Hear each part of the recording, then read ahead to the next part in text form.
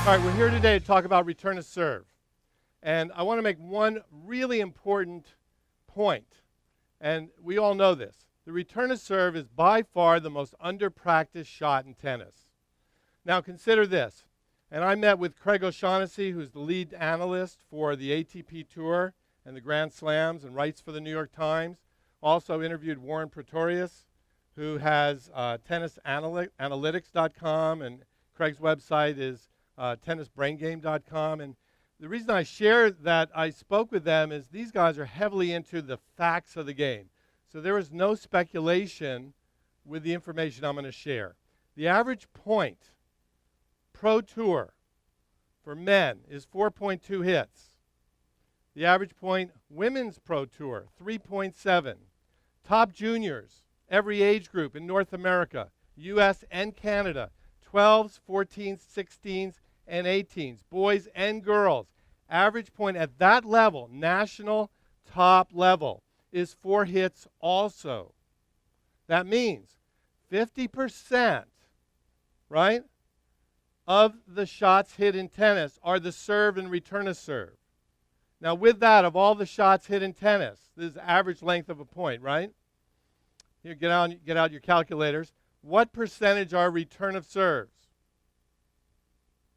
Full 25%, okay?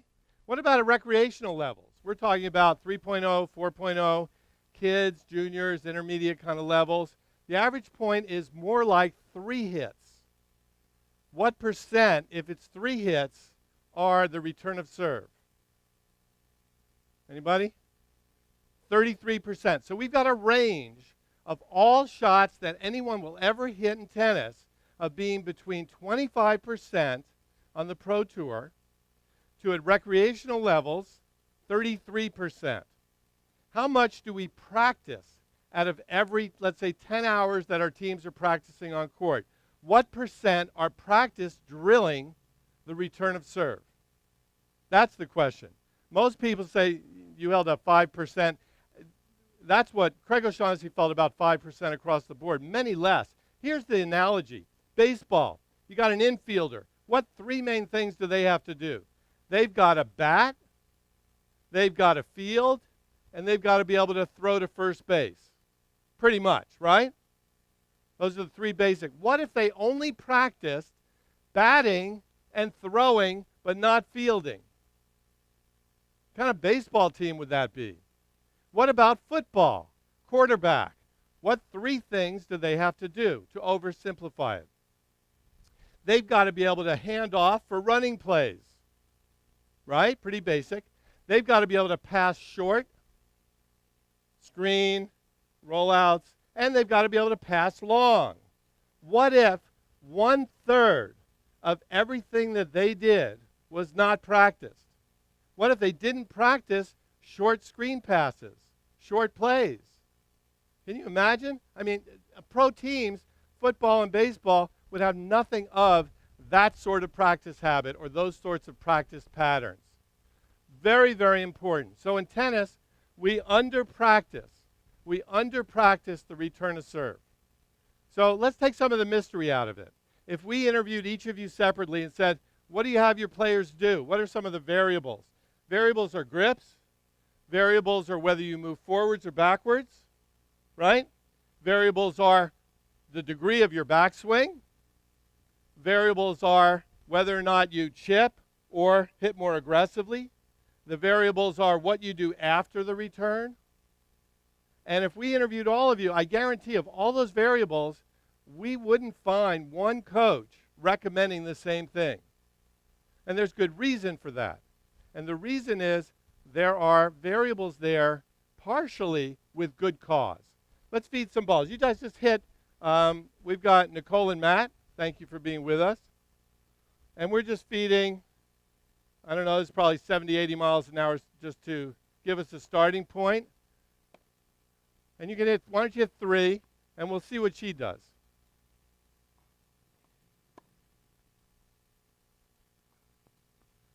Matt, you want to come in? 3 each. Now we have this for a reason. They're both forward movers. With the ball speed that you're getting, we want to make a channel to guide behavior. How many of your players move laterally instead of forwards if you want them to get forwards, right? A lot of them. So like closing in at the net if you're poaching in doubles. Very important to close in and angle forwards. Let's try a couple more. Start, if you want, why don't you slide out of the way? Let me just demonstrate one thing. You could start here. What pro player does this? Starts like this. Anybody? Murray. McEnroe's lefty, but that was the giveaway. Right? Andy Murray starts like this, then moves forwards, and you see how I'm in front?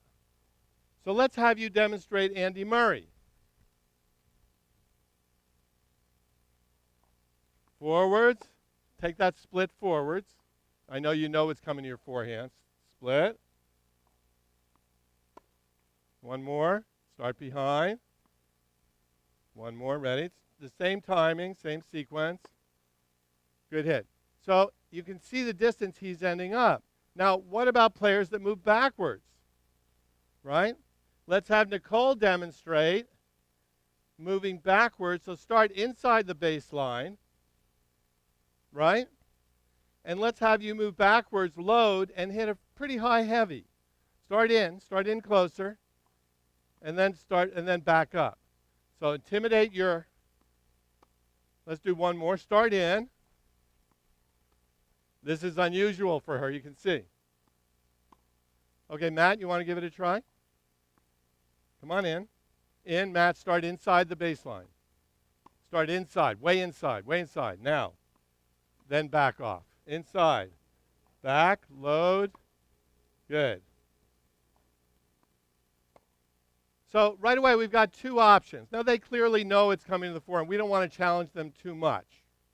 So we've got moving forwards, we've got moving back. What about grips? What about grips? I was speaking with Craig O'Shaughnessy yesterday for a while about top pro players. What are they doing? And the answer is they're doing mixed things. He personally recommends starting forehand with your strength, even though most serves, 2 out of 3 at the pro and top collegiate levels, are coming to the backhand because it's an easier change. Right? We know that. It's an easier change using your non-racket hand. But some players want to remain in neutral. Here's a question. Who does this when they're waiting for returning serve? Why? Why does Roger Federer spin his racket? One person said to change his grip to where he wants it, so it's variable. I think that's a hard way to do that myself. Does anybody want? But it is a good point, and the premise is so he can change because it's not fixed, which is a correct answer. What about anybody else? Why would Roger Federer? Why is this just totally an idiosyncrasy of Federer that he spins? Stay loose. I love that answer from my alma mater. Okay, stay loose. Because how tight should we hold the grip when we're returning serve? If we're going to have to change grip, we want to hold it not like a bird, we want to hold it like a bunch of feathers. So loose that it's a feather-like grip. One thing interesting about the return of serve is you seldom see good returners go all the way back to here. Notice? Let's watch Nicole and Matt on their forehand returns. You stand and move however you want. All right? Now look at her backswing, and you'll see her racket.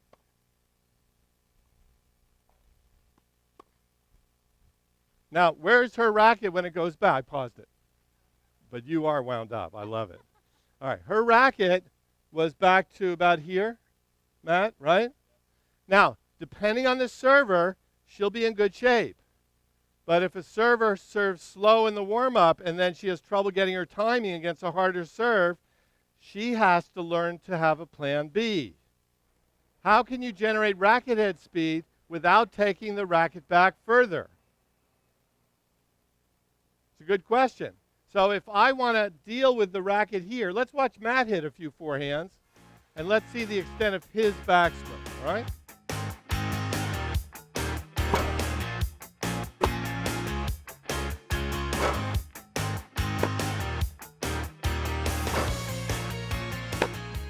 Now is Matt's racket position on the backswing further or less? Right? It's a lot less. So how does he generate pace? Nicole uses her shoulder as a hinge, right, Nicole? You know what I mean? That's why you have a longer stroke. And Matt incorporates a little more wrist, right? So you see him flexing in here. And it kind of looks like I like it to think of it as a door on a hinge. That's loose. All right, let's have you drop your pinky off the bottom of the racket.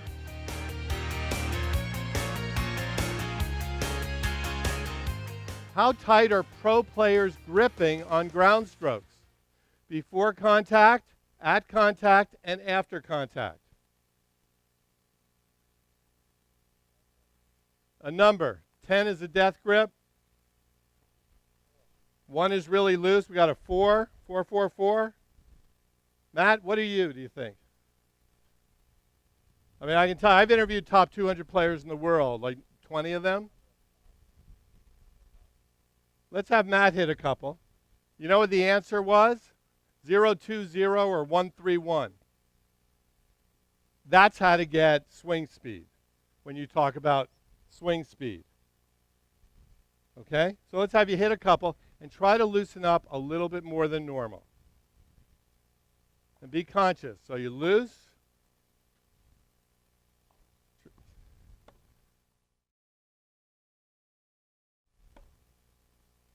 Loosen up, experiment. If you miss, you miss.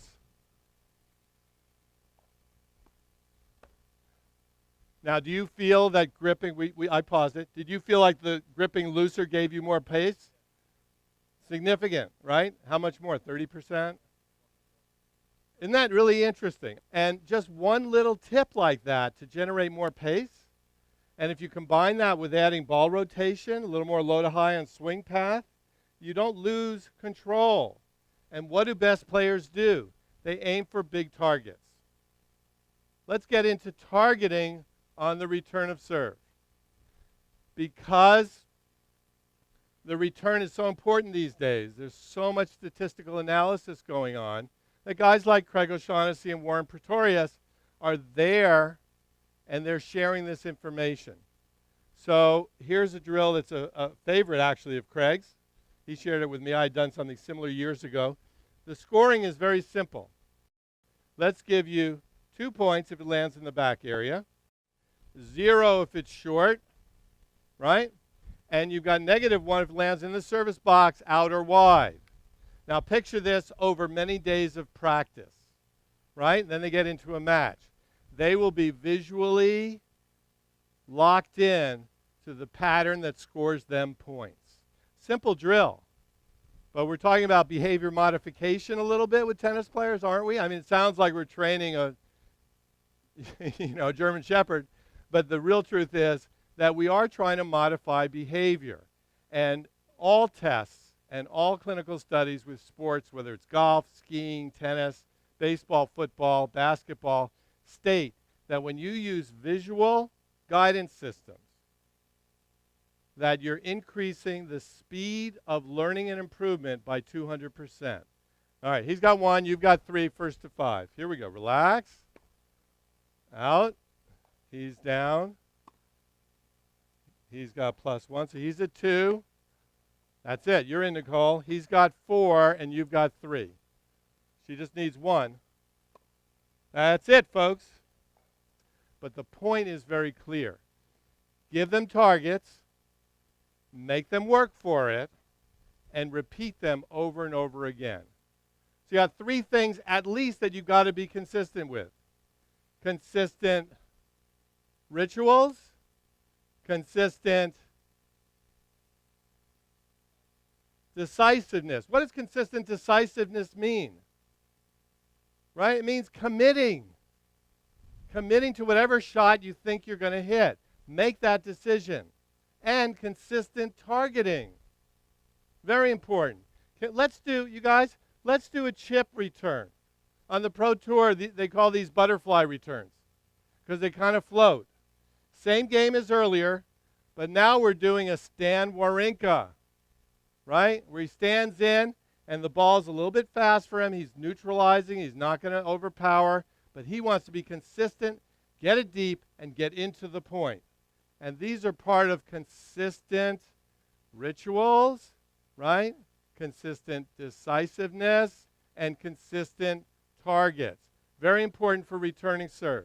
3 shots each, same game, same rules. He's got 2. He's got 4. Let's play to 10, okay? He's got 4. Nicole, she's got 2. She's got 4. She's got 6. Matt, you're up. He's got 4. He's still got 4. He's got 6. He's got 6 still. She can put it away. She needs 2. She's got 8. And she's got 10. So really interesting to me that you can see how they are doing with chipping versus swinging. And, you know, it used to be don't chicken out, don't back off on your return. But we're seeing top players in the world, if it works, you know, and it helps them win more matches, it doesn't mean that they're not going to step in and attack that forehand on the second serve. Let's do some drills to help them speed up now. On page 2, I believe, of the handout that we gave you, charts the amount of time you have. Look at the 90-mile-per-hour serve. The 90-mile-per-hour serve, you've got 3/4 of a second. Now follow me on this one. All right. When a 90-mile-an-hour serve is reaching the net, and it comes from the server's racket to the net, we're talking about 25/100ths of a second. So 0.25 seconds lapsing. With me? All right. Now, when it comes to the other side and it bounces, typically we average that the ball after the bounce slows down in half, the ball speed. So we're going to say when it's on this side of the net, you have half a second. If your rituals are inconsistent, if you don't know whether you're going to hit topspin or backspin, if you don't know where you're aiming, I mean, think about it. Your return to serve percentages are going to be horrible. What is one thing that all top 4 players on the men's circuit have in common besides their win-loss record? You know what shot they hit best? Take a guess. They are the 4 best players in terms of return of serve percentages. Their serves are not the best serves, but their return of serves are. This is really, I thought it was a real eye-opener. Again, the top 4 players in the world, they have the top 4 statistics of all players on the men's tour in terms of the return of serve. Not the serve, but the return of serve. And again, the return of serve constitutes 25 to 33% of all shots in tennis. And it is, yes it is, the most under-practiced shot. What are ways, besides a ball machine like this that's all in one, what are the 4 different ways to feed balls to practice the return of serve? Because there are 4 main categories. Number 1, we'll start at should we start at the least expensive and go up, or the most expensive and go down? Least. The least is that you serve. All right? And you serve for hours. Or you have an assistant coach that serves a lot of balls that's got a really healthy rotator. All right? So you have a human being serving. If you got to hire a coach and you're a parent, you're junior, you know, it could get expensive, but you get the point. Serving. Next position. You get a ball machine that costs $600 or $700, and you build scaffolding, and I'm serious. And look at the drawing on page 3 of the handout. It shows point of contact heights on the serve and where to put it on the court. So you could potentially put a couple of ladders and a board between and a very small portable machine up around this height, like 7 feet. I mean, this machine simulates a 6-foot tall server because it throws the ball at 9 feet. All right? But you could do it with 2 ladders and scaffolding. Then you get to a ball machine like the Ace Attack, which is admittedly more than $600 or $700. It's more like close to $7,000 nowadays. And then you've got the Playmate, which is the gold standard or has been, with the lift built in for $13,400, the package. And they're both great machines. And so is the one on scaffolding. And so is the coach who's serving. It's all good. My point is, do something. If you're only practicing the return to serve 5% of your practice hours, you are falling short as a coach. I asked Craig O'Shaughnessy, the guy, he lives in Austin, Texas. I'm based in Dallas. He has family in Dallas. He was flying through. We got to a club where one of these machines were there, and we were, testing it out and so forth. And Craig, was flying out to the U2 Arena for the men's ATP Tour Finals, right? Final 8. And, man, he was talking about it with me like crazy. And I asked him, what coaches are really working on the return to serve? And he was like, nobody. No academies are really emphasizing returning serve. But I can tell you the results will be there for your team. At least 25% of all the balls hit that you practice should be returning serve. If not, you're not servicing your players well. And to play catch-up from the previous years of their life never hitting returns really in practice, you may want to bump it up to 50%. 70% of all points on the Pro Tour end by the 4th shot. 70%, men and women. 20% are points between 5 and 9 balls hit. That means 2.5 each to 4.5 each. And only 10% are more than 10 or more balls in a row. That means 5 each. The average person that hits on a ball machine, what do? Have you guys seen it?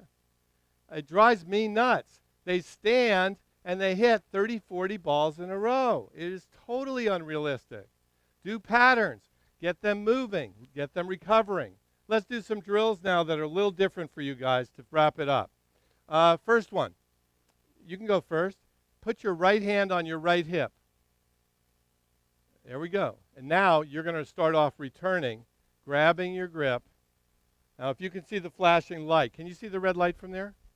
All right, so you can see it. When it flashes, you've got 3 flashes, and the ball's coming out on the 3rd flash. So let's have you do 3. Matt, when it's your turn, you're going to put your hand in your pocket. After the second one, you can grab your grip.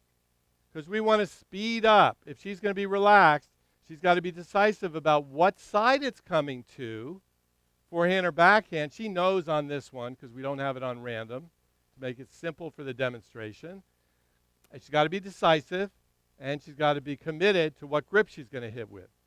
So you decide whether you're going to chip or hit topspin. Here we go.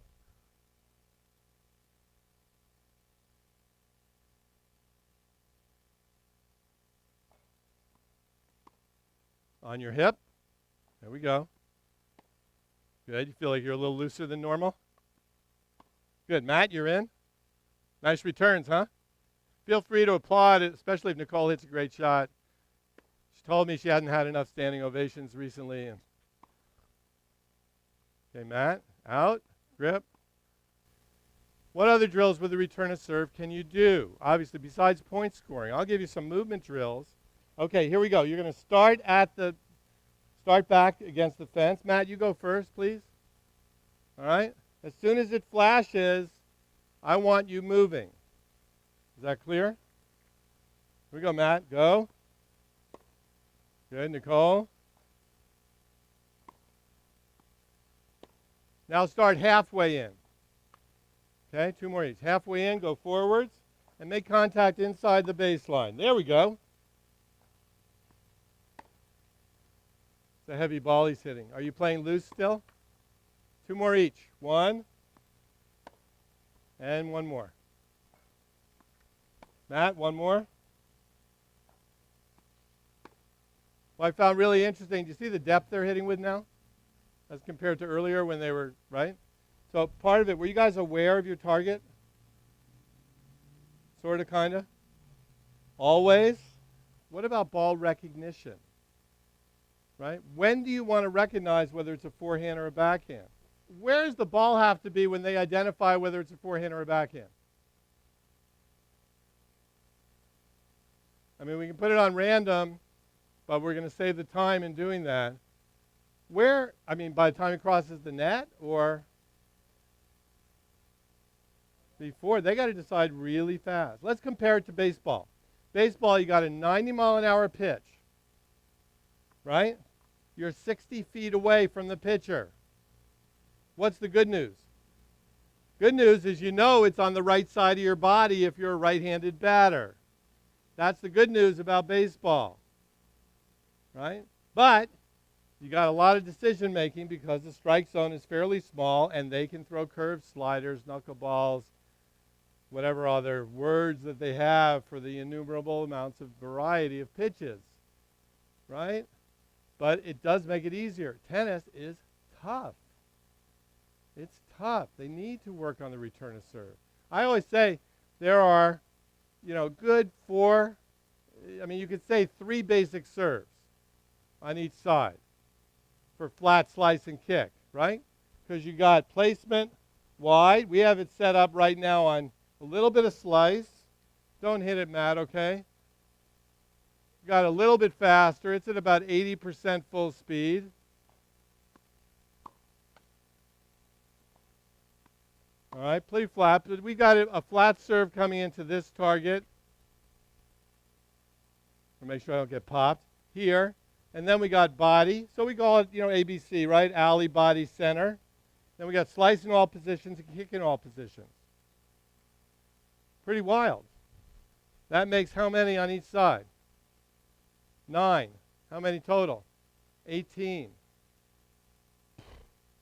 Man. You wonder why the target zone, when they say deep down the middle, keep it simple. It's already complicated. Okay? All right, folks. Practice, obviously, the most under-practiced shot in the world, which is the return of serve. So, great stuff. Easy to control. Remote control for on and off. Thanks for joining us.